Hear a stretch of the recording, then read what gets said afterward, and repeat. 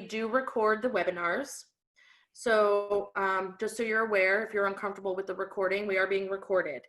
We'd also have muted all participants upon entry.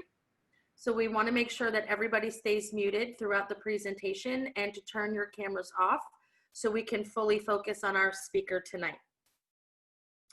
After Dr. McGlinchey's presentation, we'll have a Q&A portion. We have had quite a few great questions submitted prior to the webinar tonight when folks registered. But I also want to let everyone know that at any time this evening throughout the presentation, you are more than welcome to submit questions via the chat. And if anybody's unfamiliar with how to do that, you just maneuver your mouse over the bottom of the screen. There's a little chat icon. Click on it and send a question, and we'll add it to our list. We will do our best to get to as many questions as we can in the time frame allotted. So thank you for letting me give some quick updates. And at this time, I'd like to introduce Dr. Karen Lewis. Thanks, Jennifer, and it's good to be here with everyone this evening. We hope you're all well and enjoying this lovely weather that we have today. Tonight's webinar is presented by Fairleigh Dickinson University's Alumni Association and the Office of Alumni Relations. As usual, after tonight's webinar, we encourage everyone to take a minute to complete and submit the brief survey you will receive by email. And our presenters appreciate your feedback, and we want to provide topics and programs of interest. A special thank you to Dr. Georgia Winters, Assistant Professor in the School of Psychology, for her webinar last week, Online Predators, How to Protect Youth During the Pandemic. You can find her presentation as well as other alumni webinars on our website. Our next webinar will be on Tuesday, June 16th, with alumna Dr. Deanna Gray Maselli, Caring for Older Adults Amidst the COVID-19 Crisis, Resources and Strategies to Promote Safety and Wellness. Are you getting your best sleep while in quarantine? Are you having problems falling asleep and staying asleep?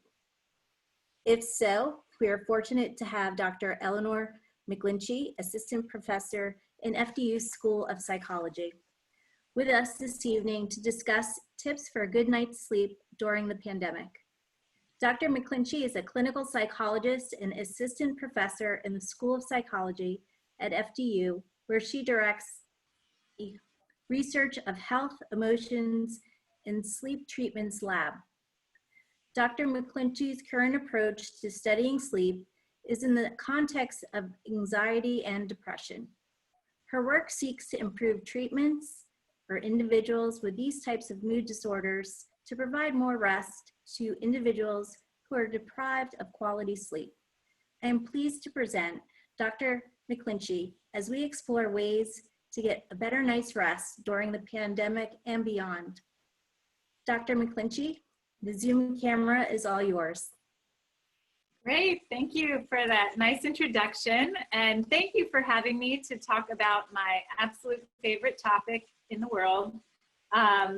Although I will say, even a sleep researcher will have trouble sleeping in times when it's very stressful and when a lot of unknowns are out there right now. So in a lot of ways, I'm kind of having to remember all of this stuff for myself, because this is a strange time when getting a good night's sleep is harder than ever in a lot of ways. So I hope that I will leave plenty of time for questions, and I have my watch so that I can be keeping track. So I will give kind of a brief overview of what kind of some basics about sleep, but then really just to dive right into things that you can do, like practical ideas of how to improve sleep, and particularly things that might be specific to this special time in our world and in our lives right now. So yes, and do chat any questions. I am excited to talk about this and specifics that I think a lot of people are experiencing. So when it comes to sleep related pitfalls, I think that this pandemic is, there has been some research on like times of social isolation or times when people have had to be inside after like a natural disaster or something like that, but this is really a unique time in many ways. So I do think that one of the things that's hard about sleep in this time is that it's really hard to maintain a regular sleep schedule. Some of the things that are going on with that are things like we're having less physical activity. We have a lot more sedentary time. Like, you know, this chair has gotten really uncomfortable over the last 2 months because I've been sitting in it so much. We're also getting a lot less daylight, and the time spent indoors is making, you know, we're much more used to artificial lights now, maybe more than we realized that we were before. We're also spending more time eating, which might not sound like it's that related to sleep, but I can talk a little bit more about the specifics about that. But for the most part, like, we're kind of at home snacking and maybe eating more than we normally would, especially when that's balanced with also spending less time being physically active. So we're kind of eating more and exercising less. You know, we don't really have a reason to wake up at the same time every day. A lot of times, you know, we can, because we don't have to be clocking into work or school at the same time every day, and we don't really have a commute in the same way, it means that we might end up not really waking up at the same time. We might say, okay, my first meeting isn't until 11 a.m., so I'll just sleep in a little bit more. And that can actually make it really hard to establish a schedule. We're also kind of necessarily having to spend more time on screens. Basically, for anybody who has kept their job or stayed in school during this time, it's meant that you basically are spending all of your time on a screen. Whereas possibly before, you might have had some in-person meetings where, you know, it wasn't just constantly at a computer. And even now, most of our social activities are having to be conducted online. If you want to see your family, you can either like drive by their house, or you can actually get onto a screen and hope to see them for a little bit. Even presentations like this, if you want to have some more information and to learn something new, it requires now more screen time. And obviously, maybe this goes without saying, there's a lot more stress being experienced right now. And, you know, I kind of said for many reasons, but we can talk about the stress for essential workers who are having to put themselves out in risky situations. We're also seeing, you know, a lot of families that are having to live in closed quarters. There's a lot of stress with parents having to take care of young children and now becoming homeschool teachers at the same time as they're trying to keep their jobs going, and all of these different things. So many, many reasons that people are stressed right now, and just the stress of wondering, the uncertainty of what's going to happen with everything. All things that you are probably experiencing coming right at you, right as your head is going down for a night's sleep. It's now suddenly all of those worries, all of those uncertainties are coming at you and keeping you awake. So at the same time, before I kind of I like to give more of my doom and gloom at the beginning of my presentations, and then I'll kind of wrap that up and hope to end with some tips and tricks and things that you can do to make things better. But I will say, before I show this next slide, it is, maybe you are all on board with this idea, but it is very important to keep good sleep, especially during times when you might be vulnerable to illness. So I'm going to show this one really, I mean, this doesn't really tell the full story, but basically, you are more vulnerable to viruses and colds when you aren't getting good sleep. So not to say that everybody is going to now catch the coronavirus if you're not getting good sleep, but it does make you more vulnerable. And maybe you already knew this, but when you're not getting great sleep and you're finding that it's harder to, finding you're having periods of a lot of sleep deprivation or not quite sleeping very well, you might notice that you're more vulnerable to things like the common cold. So this was a really gross study, I will caveat with that, where they actually had participants. They had about 150 participants. They quarantined them for 2 weeks. So we all know our 14 days of quarantine. They quarantined them for 14 days. They had them fill out a sleep log and also wear kind of like a actigraphy watch. It's very similar to like a Apple Watch or a Fitbit, if you're familiar with those. And they tracked their sleep in the days leading up, these 14 days. So on that 14th day, they brought them into a laboratory and gave them a cold. And how did they do that? Well, they squirted it up their nose. Very gross study. Like I said, I don't know who signed up for this, but they had people, they gave them the common cold, and then they tracked their symptoms. So they kept them at the lab in that same kind of quarantined environment, and then they actually watched to see who would catch the cold. And they then looked at that in relationship to the sleep they had gotten prior to the administration of the common cold into their nose. And what they found, so what this graph is showing is that people, this is showing sleep efficiency, but they actually also looked at sleep duration.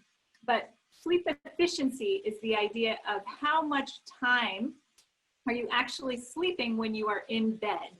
So it's not for somebody who has insomnia, who say is getting into bed and then their mind is racing and they're not able to fall asleep. That person would have kind of lower sleep efficiency, meaning when they're in bed, they're not really sleeping necessarily. So somebody who has very high sleep efficiency would be that person that your head hits the pillow, you're out and you sleep hard, and then the alarm goes off and you jump out of bed. So that person would have like basically 100% sleep efficiency. But what they found in this study is that for people who had lower sleep efficiency, even in the 90s, they were finding. So meaning that, that's pretty good sleep efficiency to be 90% of the time that you're in bed, you're actually sleeping. They found that those people who had the lower sleep efficiency were much more likely to come down with the full cold. But for people who had very high sleep efficiency, like those 98 percenters that they found in this study, those people were much more protected from the common cold, even when it's being, like I said, squirted right up their nose. So ultimately, this study was showing that sleep is actually protecting you from, giving you extra immunity. And that now has been also seen. You probably experience yourself when you are sick or have got a cold, you sleep a lot more and your body really does put you to sleep. So just one way of saying, yes, sleep is very important, and especially at a time when we're trying to protect ourselves and build up immunity. I can also go through ideas of mental health, but I thought that this one was particularly important to talk about kind of this protection in terms of physical health. But how much sleep do we actually need? What would be a good sleep efficiency and a good sleep duration? So I'm putting here ideas about how much sleep people need through development. I'm not sure how many parents of toddlers are on the call tonight, but ultimately toddlers need a lot more sleep. And then it kind of goes down from there. So preschoolers need less than that. Children in school ages, so elementary school ages, need about 9 to 10 hours. Even there are some kids who probably need a little bit more. And then teenagers and young adults, they still need, at least 8.5 hours, which I know is not happening a lot of the time, but you can definitely see up to 9.5 hours is something that a teen or a young adult would need. And then for most adults, well into older age, you would still need about 7.5 hours at the least, and then even up to 9 hours. But again, this will vary due to a lot of different things. The overall message is that most people on a given week or day are probably not getting anywhere close to that. Most teens and adults are reporting that they're getting more like 6 hours of sleep, maybe 7 hours, but it really, really varies. I'll give a quick overview of like what sleep is, and maybe people have already seen something like this before, but these are the different sleep stages. And this would be a typical night for a typical healthy sleeping adult. So here at the bottom axis, you can see these are the hours of sleep. So assuming that somebody is getting 8 hours of sleep on a given night, we naturally kind of go through the different sleep stages. So we start off awake at the beginning of the night, and then we start to cycle down into stage 1, stage 2, stage 3, stage 4. Stages 3 and 4 are what are considered slow wave sleep. This is seen as like the more restorative sleep. This is when you grow. This is when a lot of your memories are consolidated. And a lot of the kind of restorative functions of sleep happen during slow wave sleep. And this happens primarily at the beginning of the night. So I always find it kind of encouraging to know that even if you're not sleeping 8 hours at night, you're getting all of the restorative functions of sleep at the beginning of the night, for the most part. It's really giving you, you're not going to not grow, and you're not going to not consolidate some memories and get the restorative functions of sleep, because we've kind of evolved and developed in a way that makes sure that we get the really important restorative processes finished at the beginning of the night. Whereas the latter half of the night is where we have more of our rapid eye movement sleep. So you might have heard about rapid eye movement sleep before. This is also referred to as REM sleep. This is where we dream. So most of our dreaming sleep happens toward the end of the night. Although you do see here in this graph, it shows we still do have some REM sleep earlier in the night, but the majority of it occurs later in the night. And so this is really what ends up being chopped off. If you're having a shorter night of sleep, you end up probably just not dreaming as much and not having as much dream sleep. But before I say like, oh, you don't really need it, REM sleep is extremely important still. It doesn't do the same like restorative functions that slow wave sleep does. But dream sleep has actually been now, and REM sleep in general, has now been seen to be very important for emotional functioning. So you might be able to recognize, even as I'm saying this, like, oh yeah, when I've had a week of maybe only getting like 5-6 hours per night, and I can tell that my like mood has changed, or I'm much more reactive to emotional things. I'm much more stressed. And in times of stressful situations like we're in right now, this might be part of that equation, is that you're not getting as much of that kind of emotional processing that happens during REM sleep. And that happens toward the latter half of your sleep cycle, if you're having an 8-hour night of sleep. So you can see how this will be important later on when I talk about what you can do too.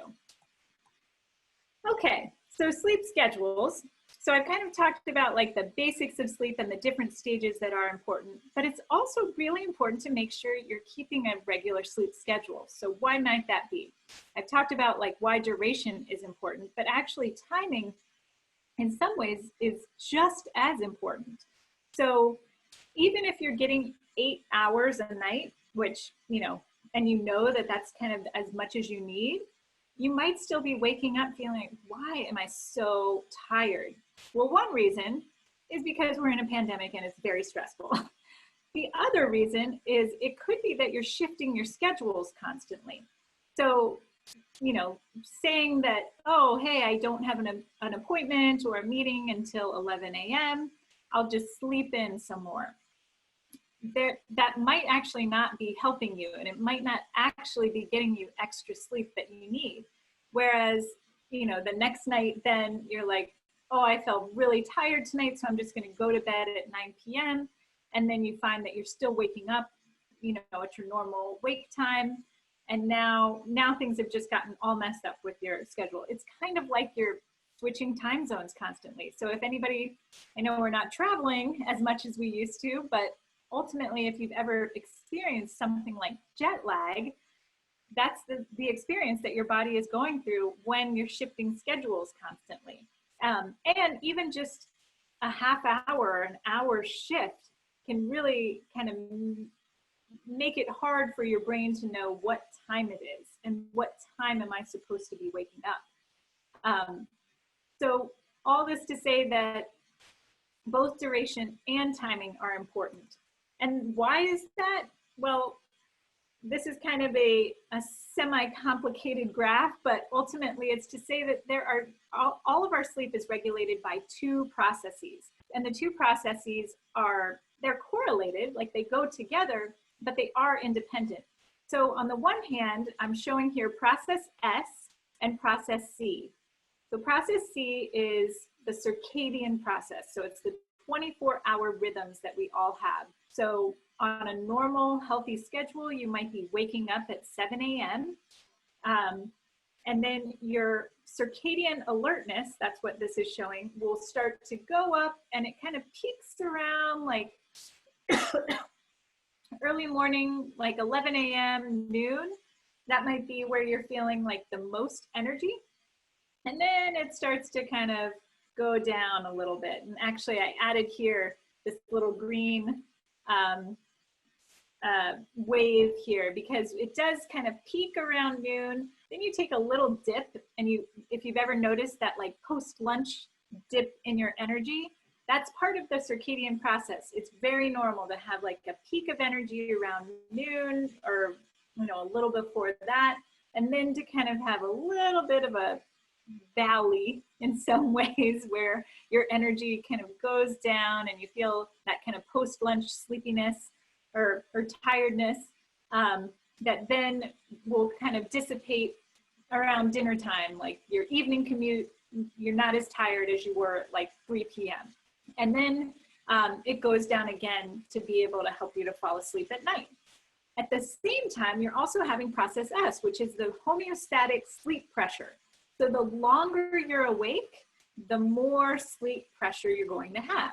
So the more kind of desire to sleep you're going to have. We're all kind of familiar with that if you've had an all-nighter or something like that, you're going to feel more sleepy because you've been awake for so long. And so those two processes will kind of go together. And that's what you really are trying, in any sleep treatment, you're trying to get those things to line up. So you want to make sure that your circadian process, you're going to sleep circadian wise at a good time that also matches with the amount of time that you've been awake. So ideally, you're waking up at the same time every day, say 7 a.m. in this example, and going to sleep at the same time every night, because that's when your circadian and your sleep homeostatic sleep pressure would be matching up, say around 11 p.m. if you need 8 hours of sleep a night. So that's what this is really showing. And the distance between those two is going to be when you're going to have that greatest urge to sleep. Your circadian rhythm is saying it's nighttime, and your sleep pressure is saying we've been awake a long time. So those are what you're trying to get to line up. But like I said, there are a lot of challenges right now to our sleep. And so how do you manage all of those challenges while also trying to line up your sleep, your circadian process, and your sleep pressure, homeostatic sleep pressure?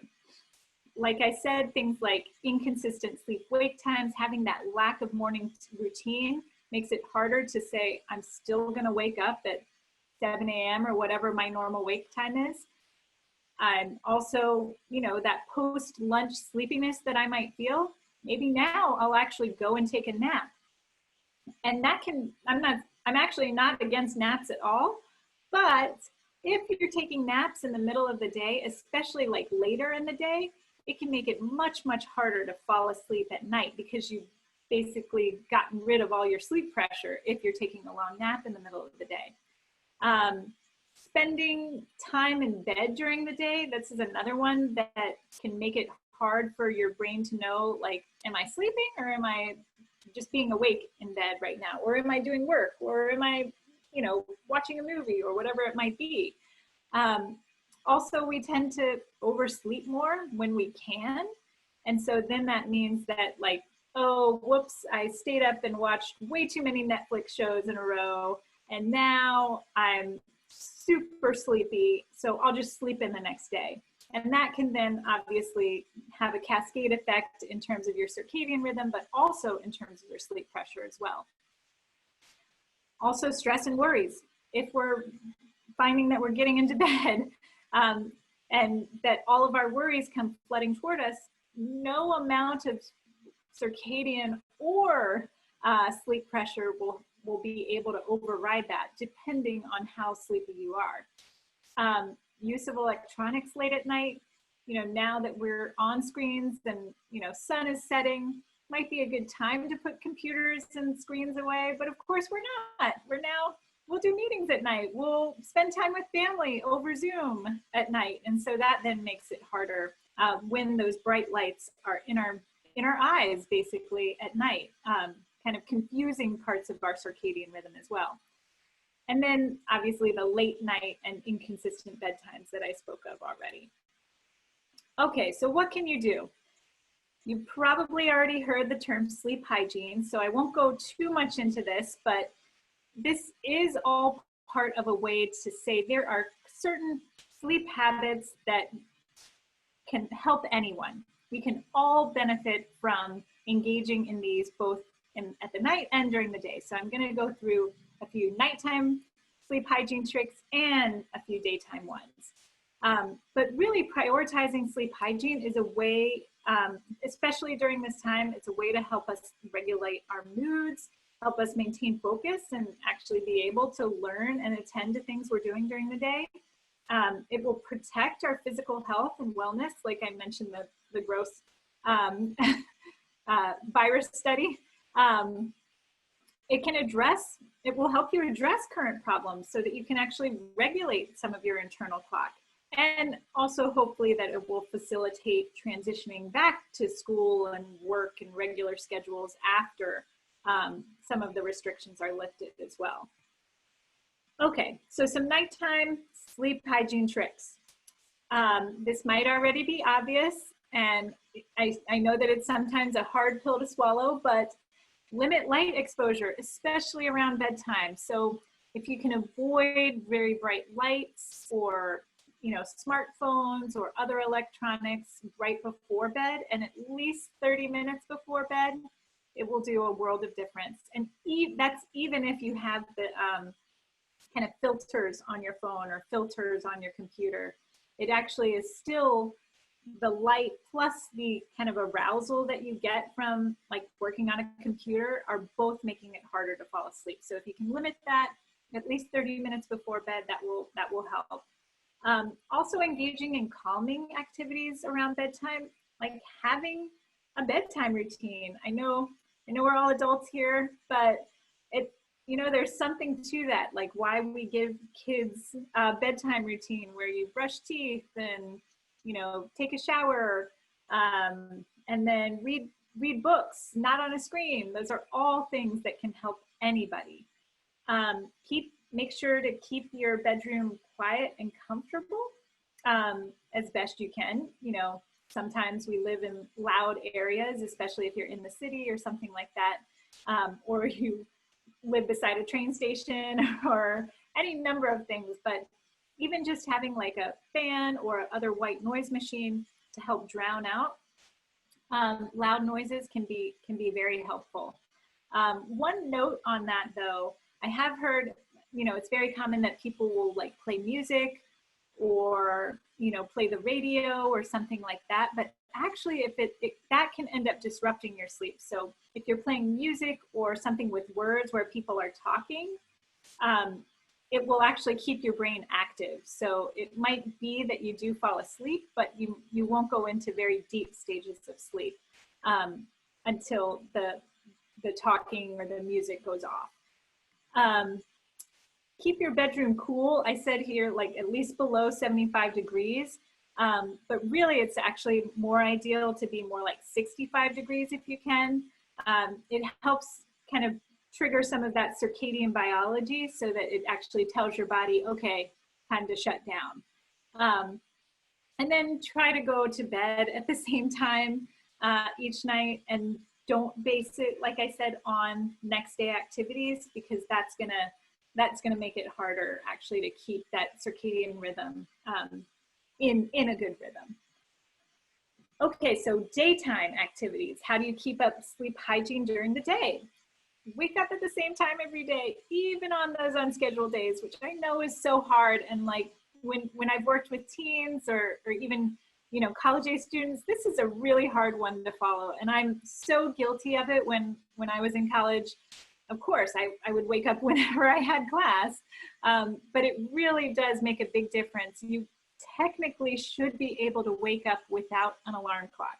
And I know that might sound insane to some people, but it should be that your circadian biology wakes you up at the same time every day. So ideally, it would take a little while for you to kind of get regular, but set the alarm, get up at the same time, and you'll find that over time, it gets easier and easier to wake up at that time. Try not to hit snooze. So this is another one that is really hard pill to swallow, but when you hit snooze, you're actually just robbing yourself of that sleep. I always tell people, like, don't do snooze, just set your alarm for the latest possible time you can. I'm all about like getting all that extra sleep, but ultimately if you hit snooze, all you're doing is disrupting the cycle that you were in. So you hit snooze, you kind of wake up whatever cycle you were just in, and ultimately you go back to sleep. But what it starts doing is it starts, you know, telling your brain like, oh, let's just go back to sleep. But ultimately, if you only have another like 10 or 20 minutes to snooze, you don't actually have time to go through a whole other sleep cycle. So ultimately, you end up waking up in the middle of a cycle, and that often feels worse. So I always tell people, like, you're just robbing yourself of good sleep by hitting snooze. You're going to wake up feeling less refreshed than if you just woke up with the original snooze or alarm that you set. Try to eat breakfast as part of your morning routine, like sticking to things that are part of your normal rhythm. Even if that means just grabbing a granola bar and like walking around your house or something like that. Kind of as a way of saying like, okay, brain and body, we're awake now, it's daytime. You know, for people who, I do recommend, like, even though you don't have to get dressed for work in the same way, at least change out of whatever you were wearing at night. So change your clothes, put on the other sweatpants that you have lying around. Those are all things that can kind of help to signal to your brain and to your body, okay, the day is starting. Even if you can like have a morning chat with somebody, or see somebody on Zoom, or talk to somebody on the phone, those can be good like social indicators for you that the day has begun. Also, if you can get outside first thing in the morning, that's great, because it will sunlight is a great way of kind of resetting your circadian clock, making sure that your brain and your body knows that it is now daytime, it is now morning. But if you can't get outside, like you're in a situation that it's more difficult to go out first thing in the morning, at least turning on, like opening windows, like shades, turning on bright lights. Now is the time to like get onto your screens and make sure that you're getting a lot of light exposure to help with that. And try to exercise each day. I know that this is also a hard thing when you're in your home all the time, but if you can find like a home workout routine or something, and trying to avoid super strenuous activities right before bed, and ideally doing that, sometime in the morning or sometime during the day, but at least trying not to do strenuous exercise right before bed. A few more daytime things, just because daytime, there's a lot more time involved. So how can you got to make sure that you're set up well as best you can. So one additional thing that for that kind of idea of physical activity. So if you are less active during the day than normal, which I mean, I totally am, try to eat less if you can, like at each meal. So try to set those meal times, like I said, those kind of regular meal times to help to give you some of that social rhythm. But try to eat a little bit less than you normally would. And even making sure that your last meal is at least 2 hours before bed. And trying not to do too much snacking right before bed, because that will really help with kind of all of the things like digestion and things like that that help to cue our circadian rhythms that, okay, it's time to sleep. We probably all notice that on those nights when we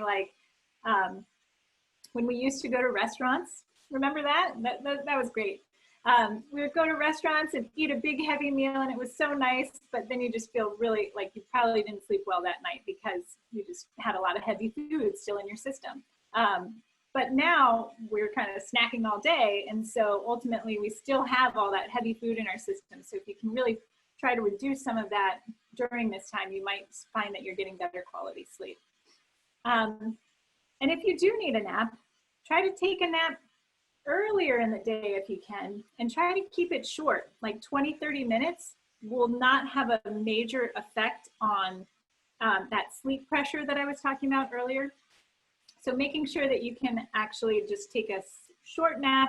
You're not going to go through all of the sleep cycles most likely if you take just a short nap, and so you won't find that like groggy feeling that you get sometimes after like even like an hour-long nap is actually not a very good time, because you're kind of mid-sleep cycle when you have an hour.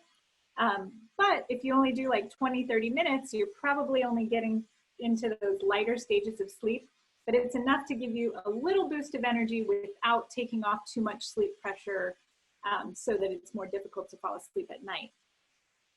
And maybe these are things that you already knew, but try to limit caffeine intake in the afternoon, and especially right before bed. So even if you can fall asleep with caffeine in your system, I do hear people say that a lot, it's still in your system, and it's still going to kind of change your biology in a way that will not give you quality sleep, basically. And then also alcohol. This is another one. I've heard of people, you know, having more alcohol while we're stuck at home. I mean, there's nothing else to do. So I do think that this is another one that can really rob you of sleep. Although you might feel sleepy and you might fall asleep faster if you've had a lot of alcohol, it actually ends up waking you up later in the night and making your later half of the night actually more disrupted. So you might have noticed this before, that, you know, if you have had more alcohol than usual on a given night, that you'll actually fall asleep faster, but then not sleep so great the rest of the night. Okay, so what if sleep is still a challenge though, even after you've done all of these great tips and tricks? So I've kind of split this up into trouble falling asleep, staying asleep, and then kind of some other things to try. But what if the problem is trouble falling asleep? Here are just some ideas of things that you can try, ways of kind of helping you to wind down. Like I said, even just having like a bedtime routine can really help. So having that bedtime routine and making sure it is right before bed, because it helps to kind of cue your brain to say, okay, we're winding down. This is the routine. You know, this is what I do every single night. It will help to kind of like that muscle memory in a way, so that your body knows, okay, this is what we're doing. So that can involve any number of things, but trying to do things that are relaxing, at least right before bed. And if the problem is more like waking up in the middle of the night or waking up too early in the morning, trying not to panic is usually one of the first things I'll say, because you can see how like panicking about losing sleep is kind of antithetical to actually sleeping. So you want to try to stay in the sleep zone as best you can. And ultimately, because we don't have that much going on, or if we do, you will sleep better the next night. If you get a bad night of sleep, it makes it more likely you'll get a good night the next night. So try to keep it dark. Again, like light sources will make it much harder to get back to sleep. So if you do like get up to use the restroom or something like that, try to keep things dim and don't turn on like overhead lights or very bright lights. Also, lights from your devices too will also kind of disrupt your circadian rhythms. If you do keep tossing and turning, actually the best thing to do is to get out of bed. It's almost like your body needs like a reset, like a way of saying like, okay, if you're finding that you're awake and in the middle of the night, it's actually best to like get up, like go to another chair, like a comfortable chair or your couch or something like that. Keep lights dim and do that relaxing routine until you feel sleepy again. And by sleepy, it's not just I feel tired. Like we could probably all say that we feel a little tired right now, but we're maybe not like ready for sleep yet. Sleepy is when your eyes are droopy, your limbs are heavier, and you're feeling like you're ready for sleep. So if that happens in the middle of the night where you're tossing and turning, get out of bed, go to a relaxing, comfortable place, and wait until you're actually sleepy again. And you can try things like while you're in that comfortable place, like deep breathing, relaxation, reading, but maybe not reading on a screen, and in dim light, things that will help you to feel sleepy again. And then things like racing thoughts or feeling anxious at bedtime, which is extremely common during this time when things are so stressful. This is probably one of the hardest ones, but trying to keep your body and your mind relaxed as best you can. And during the day, if you have time to be able to like do some breathing or journaling or meditation, or even actually just setting aside a worry time. So having like, you know, give yourself a timer and say, now I'm gonna let all of those thoughts just come to me right now. And I'm gonna like write them all down, or, you know, think about things that are worrying me and kind of set that time aside, put a box around it, and then, you know, put it away, because there is a lot of times there are worries that it's just because it's the first moment of the day that we're laying down, that's when it's all coming to us. But if you've already had that time, you already know that there's nothing you can do about that. So ultimately that might be a better strategy in terms of like setting aside a worry time. Also, limiting exposure to news sources if possible, especially if you're finding that many of your worries are coming from that. It might be best if you can, set aside a news time where you do look up all of the articles about, you know, COVID-related news. And then if you are struggling with this often, it might be helpful to speak with a therapist. There are specific therapists who practice CBT for insomnia and other sleep disorders. And I put a link here that I think can be shared for cognitive behavior therapy for insomnia directory. And I will say many therapists are now on telemedicine, so you don't even have to leave your home to find somebody who can help you with some of this stuff. And then one quick thing about medication. So if possible, prescription pills can be very helpful, especially in the short term, but their effectiveness long term is actually a little bit questionable. It's not that you become addicted to sleep medications like Ambien or something like that, but ultimately over time they lose their effectiveness, because like our arousal systems can actually override even the sleep medication. And so it ends up being less effective. So most actual authorities like the American Academy of Physicians have said that CBT for insomnia is a first choice treatment for insomnia. And it does have a better evidence base. And I'll just say one last thing about like over-the-counter medications, things like melatonin also have the same kind of pitfalls. They might work initially, but then over time, your arousal systems can actually override their effectiveness, and then you'll find that they don't work anymore.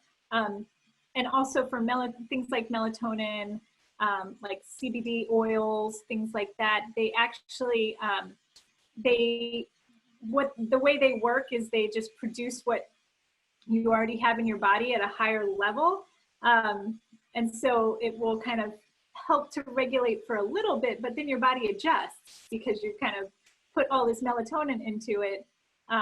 And now your body says, oh, so I don't need to create as much natural melatonin in my body.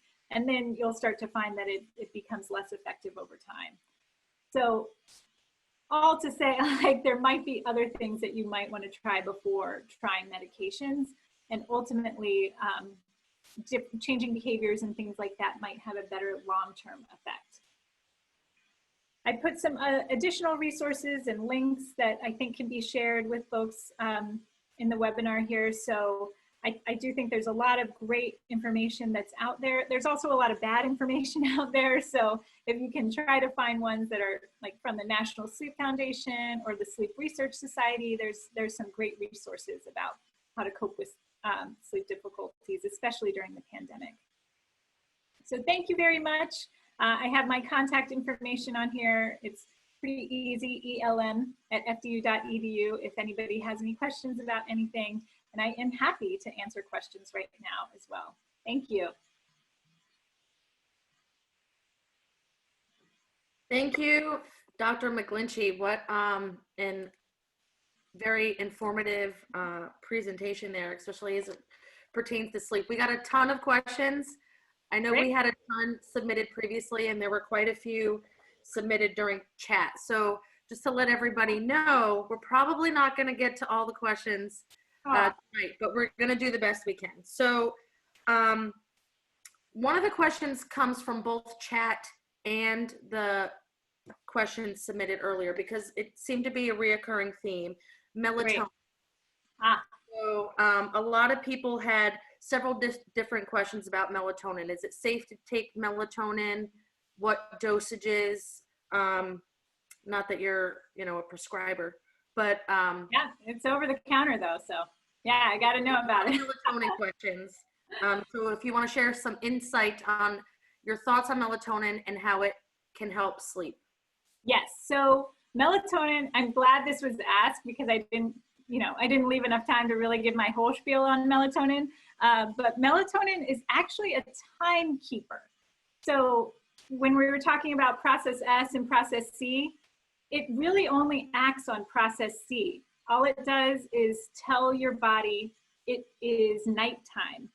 So as things get dimmer, like as the sun goes down, as lights get lower, it actually triggers in your own brain, naturally, you will start to produce melatonin. And so the best time, actually, the time when our melatonin is highest is usually about like 2 to 4 hours before we actually go to sleep, because that's when our body is naturally saying, okay, it's getting to be time for bed. So that's why you'll find, like, if you try to take like a 10 milligrams of melatonin, all it's doing is telling your body it's really nighttime now. And ultimately, we all know that we can override that feeling of it's nighttime. So that's why over time it might not be as effective, because you'll start to, your body can override it, your brain can override it with all kinds of other things. So ultimately, the best way to actually use melatonin is if you are actually trying to shift your schedule in some way, like, trying to make it earlier, or like if you are trying to prepare for like a jet lag or something like that, it's good to kind of like use it to shift your schedule. But you probably don't need more than like 1 milligram, which I don't even know if they sell that in most places. And you should usually try to take it like 2 to 4 hours before you are actually trying to fall asleep, because that's how it actually tells your body, okay, we're now gonna like start winding down. But of course, they don't tell you that on the bottle when you're picking it up at CVS. So No, they don't. no, they don't. No, they certainly don't. I do take melatonin, and I'm listening to you like, oh wow, I didn't know I should take it sooner than right before bed. So hopefully that helped a lot of the folks with the melatonin questions. And it's not possible to overdose on melatonin, correct? No, it would so that's the thing about it. Like, it's not gonna hurt you necessarily, but it's just gonna be less helpful over time. And ultimately, like, it's probably not gonna work over time. Also, I will say one quick thing. It is unregulated. So if you're buying it at CVS, they actually did this crazy study where they looked at like different types and different bottles of the same brand, and it does not contain the same amount of melatonin. So you might buy different bottles of it and find that actually, oh, this one didn't work this time. It's probably because it didn't have as much in it or something like that. So yeah, another thing to note. Very interesting, and a lot of chats are coming up too. People said very, very interesting. Hot topic there with melatonin. Yeah. So another question we have is from an alumnus of FDU, Melvin, class of 1994. And Melvin wanted to know if it was common to have restless legs and anxiety when trying to fall asleep. He's never had this problem until about a month ago. So maybe it does kind of tie in with the quarantine. Yes. And there have been, I would say for anybody who has noticed like changes in your sleep in the last 2 months or the last month since everything has changed, most likely it is because of things that are going on. And it might be like, one thing I usually will say with like patients I work with or something like that is to try some of the kind of sleep hygiene things first, because it could be that maybe there was a behavior that shifted in your sleep schedule that you didn't notice, that you're now going to bed an hour later and waking up an hour later. That can sometimes trigger some other biology, like anxiety at bed, or like kind of itchy, scratchy legs, or like legs that are kind of restless in some ways, or if all kinds of things can actually affect that to make it harder to fall asleep at night. So I would say to kind of try some of the sleep hygiene things first to see if that adjusts things. But if it is like, more so kind of having those worries or thoughts at sleep and then feeling really restless as a result, it could be that it's more, needing to address the stresses and maybe trying like the worry time during the day or something like that as a way to combat that at night.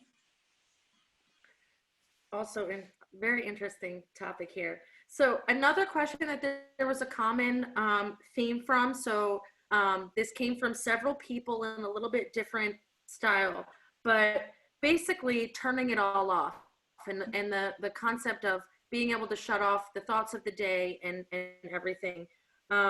So a lot of people ask what are good ways to do that? And I know you addressed a lot of tips in your training, and if there was some magic answer. Oh, I wish. Oh man, I'd be rich if I had like the magic pill or something. But ultimately, that is the hardest thing, and that is the hardest one. I've told people this story that the first week of all of this, when they were telling me like, oh, you've got to teach all your classes online, you got to do, change everything. Your kids are now going to be homeschooled with you at the same time that you're working for, like all of that stuff. All of my sleep stuff went out the window. I didn't know how to shut it down because it was like trying to prepare for everything, trying to make sure that everything was set for the next day. And then also just trying to like build in some sort of relaxed time before bed. It was almost impossible. So in some ways I feel like be gentler with yourself. You're probably doing the best you can. And ultimately, if you can, just find that time to wind down, to put an alarm or something on your bedtime routine to say, I would like to wake up at the same time every day, and I know that my body and my brain need some time to wind down.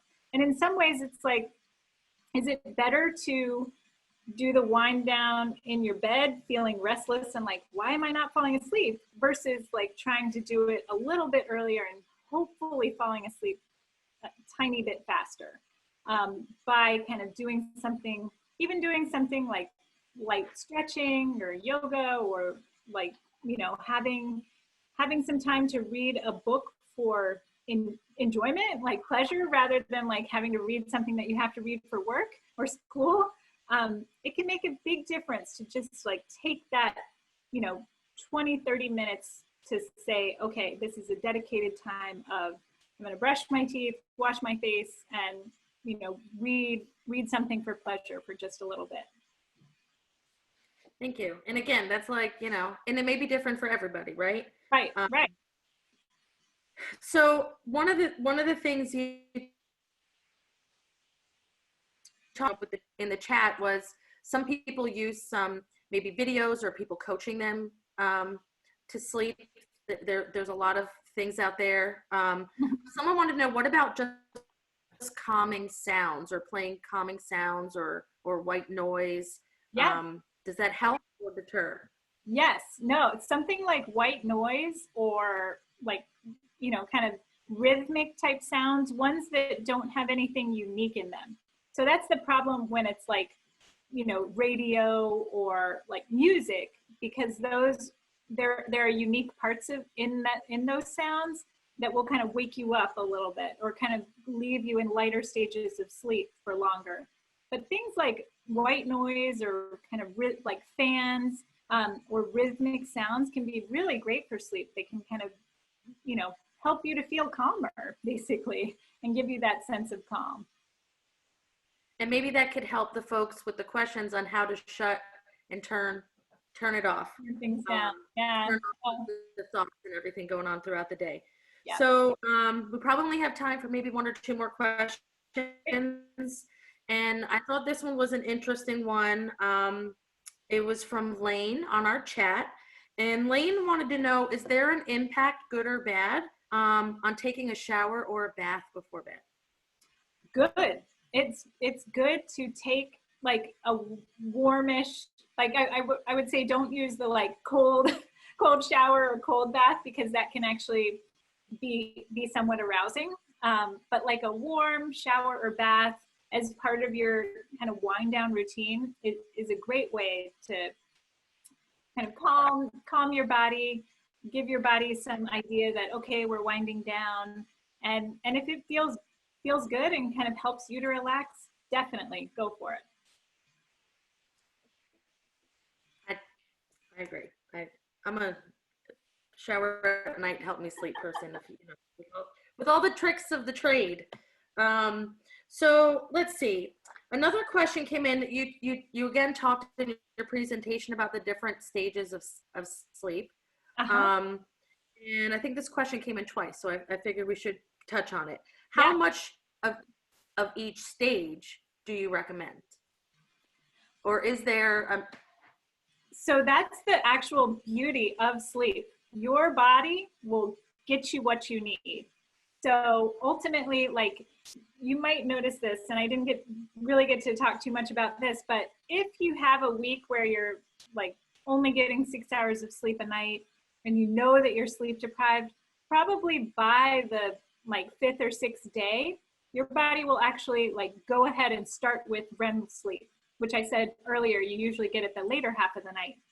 But your body will know, I am REM deprived right now, so I'm gonna like put it in there at the beginning of the night to make sure I get it. So it's great. It's actually amazing how our bodies have evolved over time to say, like, I can deal with sleep deprivation, I can deal with pandemics, I can deal with stress and like high arousal times, and I will make sure that I get the sleep I need. So ultimately, there's really not much you can do to like induce certain sleep stages, except just making sure you have enough time and doing it, you know, consistently, waking up at the same times and going to bed at the same times. But you can kind of use some of that to know, like, rest easy in some ways, because your body will make sure that you get the right stages that you need. Thank you. And I want to just let everyone know we had so many questions, and because of time, we unfortunately weren't able to get to all the questions. And Dr. McGlinchey, I have to tell you, like, this is probably the most questions we got on a topic. So I can tell that everybody, certainly based on the questions, everybody's sleep has been affected either before the pandemic or during the pandemic. And hopefully the tips that we got tonight from you will help people be able to get a better night's sleep. I certainly think you did give us a lot of tips and a lot of interesting science and research behind why we sleep the way we sleep. Why we sleep, So, yes. I do want to, again, because of time, I'm sorry, folks, we can't get to the rest of the questions. And I do want to thank you again, Dr. McGlinchey, for tonight's webinar. It really was fantastic. I can tell from the feedback on the chat that, everybody was sharing and getting some great information. So thank you. And for those of you who joined us tonight, I also want to say thank you for joining us. And I hope you did get a lot of great information from Dr. McGlinchey, and we look forward to seeing you at the next one. And don't forget, you'll get an email tonight with the survey for our webinar. So we would love your feedback. And again, thank you, everybody. Stay safe. Thank you again. And have a great night, everybody. And great comments are coming in. Thanks. Thank you so much. Thank